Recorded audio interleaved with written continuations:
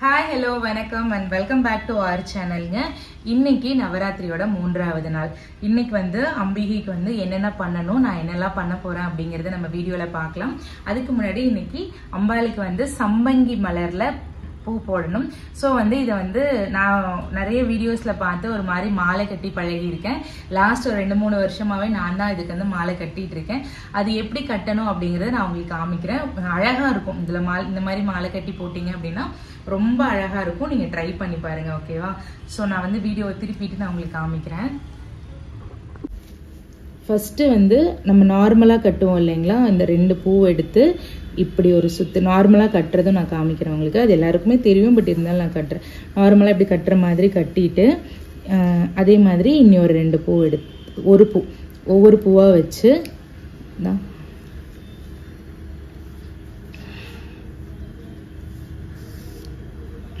இப்போ இந்த பூ வைக்கிறோங்களா, இந்த பூ வச்சுட்டு இந்த முன்னாடி இருக்க பூ கூட சேர்த்து சுத்தி இப்படி போட்டுக்கணும். இது வந்து அழகா இருக்கும். கடைசியில முடிக்கும் போது பாத்தீங்கன்னா அவ்வளோ அழகா இருக்கும். நான் உங்களுக்கு கட்டி காட்டுறேன் பாருங்க.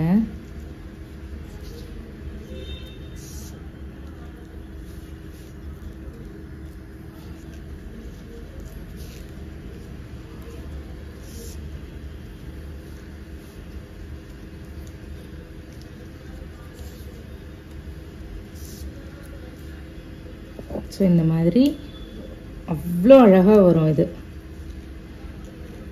இன்னைக்கு ப்ளூ கலர் தானே சாமிக்கு போடணும். ப்ளூ கலர்ல என்கிட்ட பிளவுஸ் சாமிக்கு போடுறதுக்கு பிளவுஸ் பீட் இல்லை. அதனால ஓகே, இதையாவது ப்ளூ கலர்ல பண்ணி போடலாமே அப்படிங்கறதுக்காக தான் பண்ணிட்டு இருக்கேன்.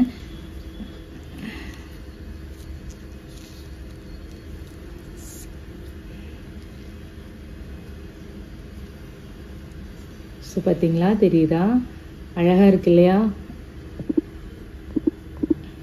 இதே மாதிரி ஃபுல்லா நான் கட்டிட்டு காட்டுறேன் உங்களுக்கு.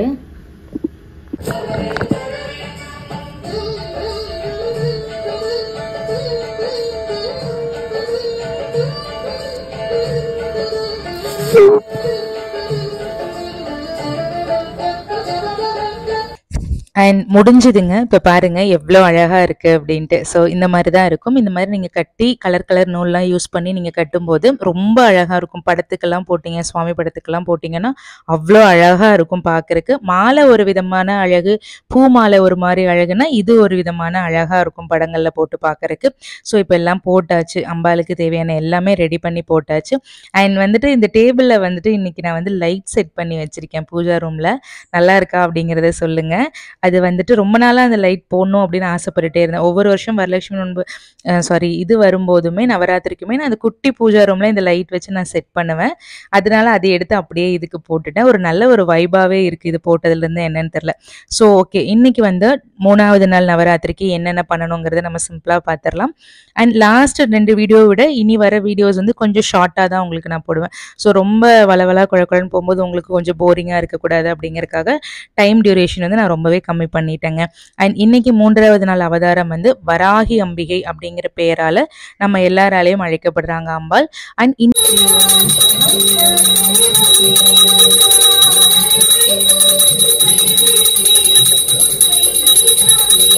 ஸோ நவதுர்கையில 3வது துர்க்கையா வரவங்க வந்து சந்திரகாந்தா அப்படிங்கிற பெயர்ல வர நம்ம வராகி அம்மன் தான். ஸோ சந்திரகாந்தா அப்படின்னு சொல்றதை விட வராகி அம்பாள் அப்படின்னு சொன்னா இப்போ ரீசெண்ட் டேஸ்ல ட்ரெண்டிங்கா இருக்கிற அம்பாள் வந்து வராகி அம்மன் தான். ஸோ எல்லாருக்குமே தெரிஞ்சிருக்கு, நிறைய வாய்ப்புகள் இருக்கு.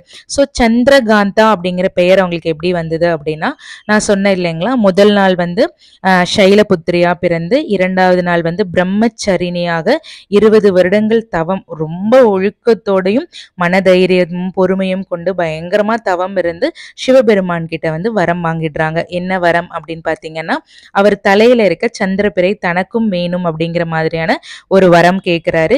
சிவபெருமானும் அதுக்கான அபிஷியல் ரைட்ஸை வந்துட்டு அஃபிஷியல் ரைட்ஸ் வந்துட்டு நம்ம வராகி அம்பாளுக்கு வந்து கொடுத்துடுறாங்க.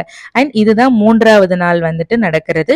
ஸோ சந்திரகாந்தா அப்படிங்கிற துர்க்கையாக தோன்றி நம்ம எல்லாராலையும் வராகி அம்பிகை அப்படிங்கிற பெயரால வந்து அம்மன் வந்து அழைக்கப்பட்டு இருக்காங்க.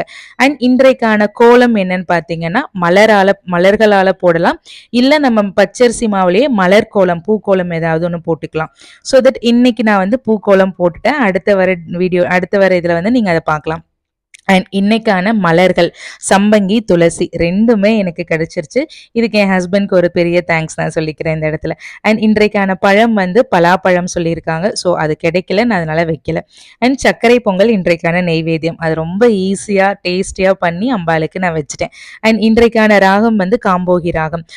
அதில் என்ன பாடல் அம்பிகை பாடல் இருக்கோ அதை போட்டு காலையிலிருந்து கேட்டாச்சு. அண்ட் இன்றைக்கான நிறம் வந்து ப்ளூ கலர். நீங்கள் மட்டும் ப்ளூ கலர் போட்டிருக்கீங்க, நீங்கள் மட்டும் ப்ளூ கலர் போட்டிருக்கீங்க, அம்பாளுக்கு ஏன் ஆனியன் பிங்க்ல போட்டிருக்கீங்க அப்படின்னு நினைக்கிறீங்களா? எப்பவுமே வரலட்சுமி நோன்புக்கு வந்து பிளவுஸ் வாங்கும்போது ஒரு 9 கலர்ஸ் வந்து நான் எடுத்து வச்சிடுவேங்க. ஆனா இந்த வருஷம் எந்த ஞாபகத்துல பண்ணேன்னு தெரியல, நான் அதை எடுத்து வைக்காமே விட்டுட்டேன். அதனால ப்ளூ கலர்ஸ் இன்னும் 2-3 கலர்ஸ் இல்லை. ஸோ அதுக்கு பதிலாக வேற ஏதாவது போட்டுக்கலாம்.